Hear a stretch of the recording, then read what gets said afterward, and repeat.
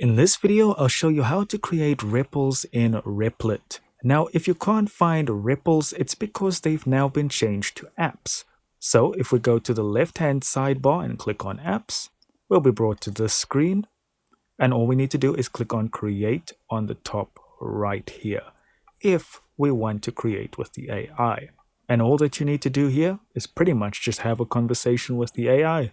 Describe exactly what you want to build and it'll get it set up for you. Now, if you don't want to use the AI, what you can do is go to the top left here where it says import code or design. And in here you can import code or templates from GitHub, Lovable, Vercel, Figma. You have quite a few options here for templates or code. That is how you go about creating an app or a ripple in Replit. Guys, thank you so much for watching.